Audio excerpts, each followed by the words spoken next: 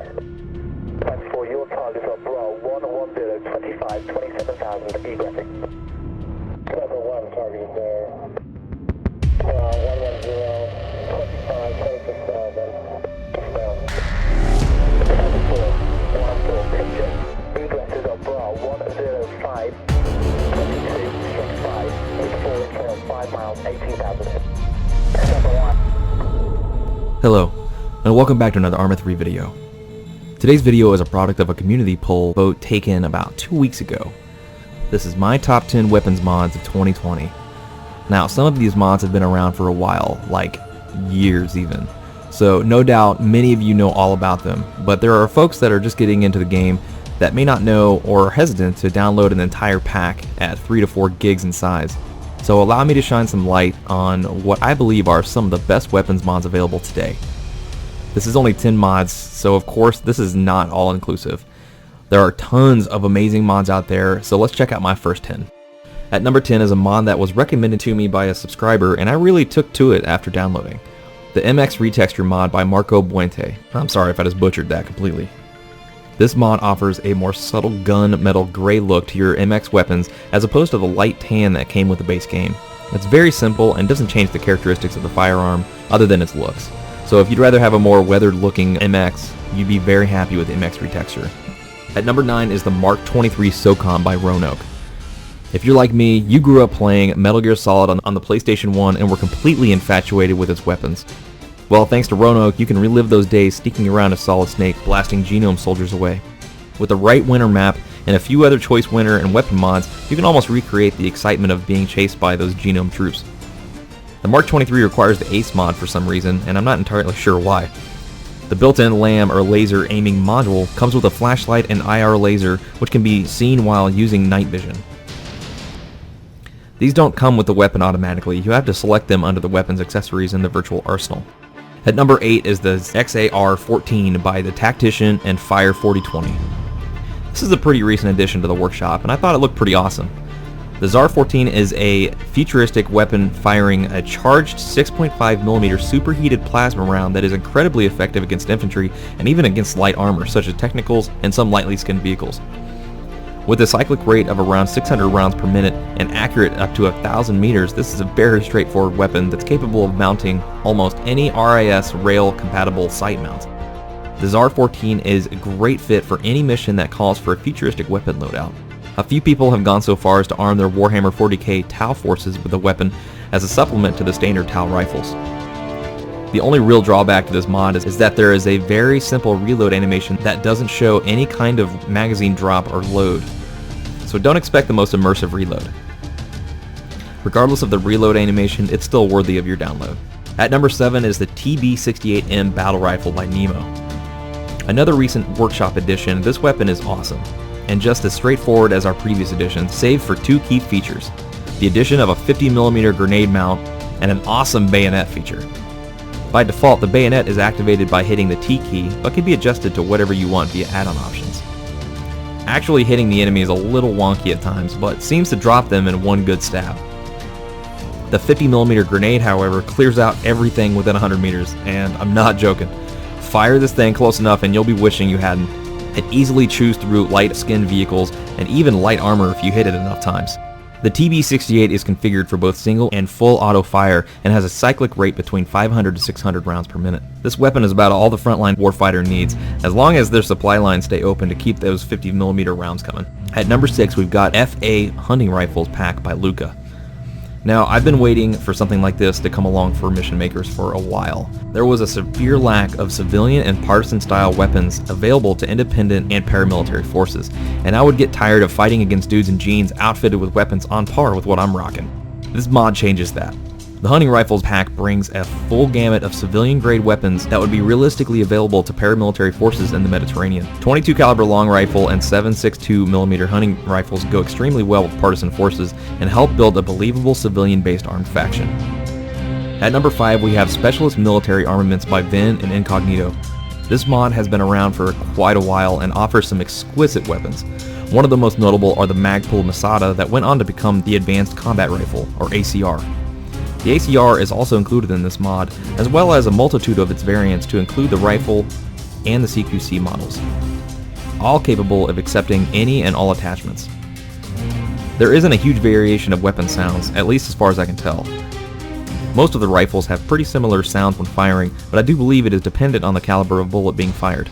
For example, the 7.62 Mark 17 sounds very punchy and feels like it hits harder than its 5.56 little brother.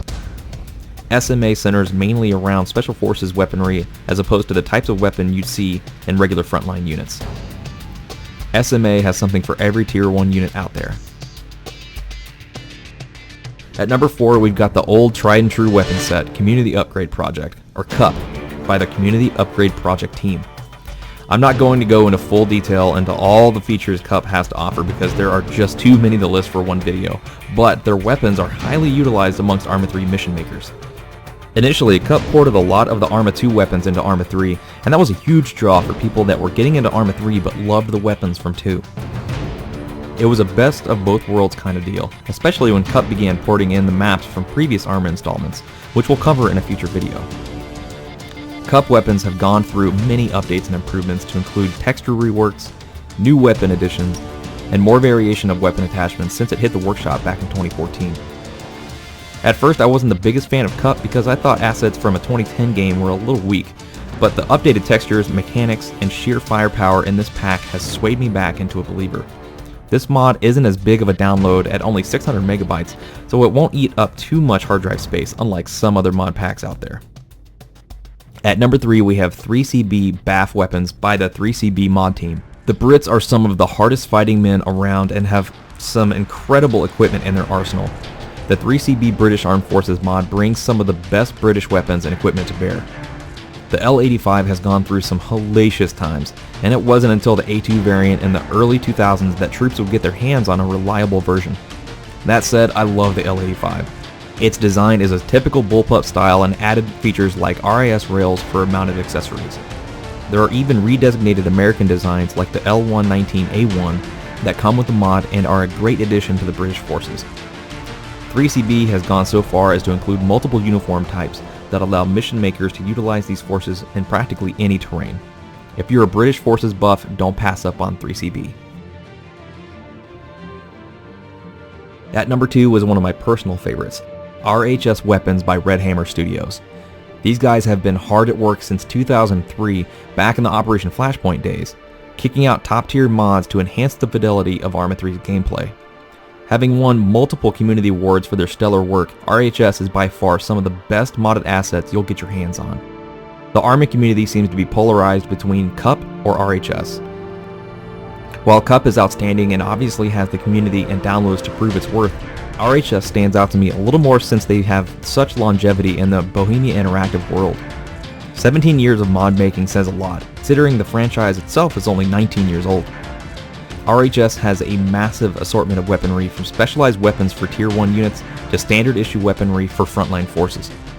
RHS is so massive that its assets are divided up between the US, Russian, and GREF, or Green Forces, aka Independent Forces.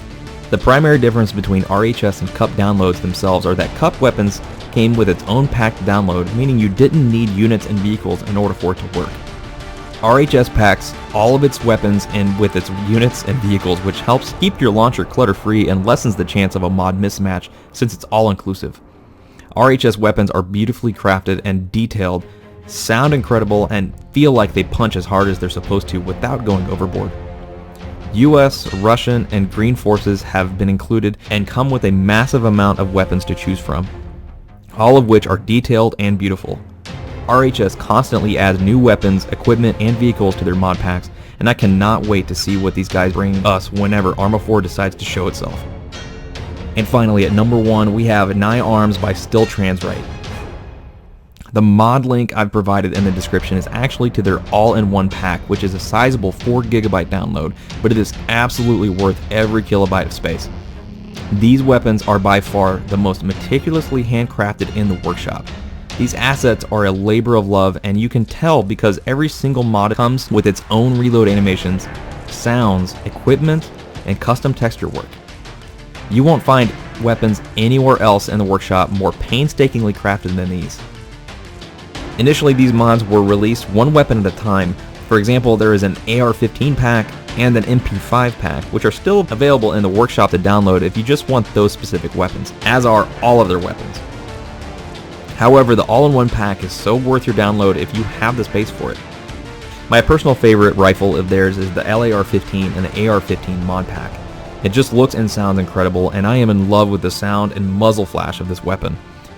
They even went as far as to include a handheld minigun when you absolutely have to fucking kill everything in sight.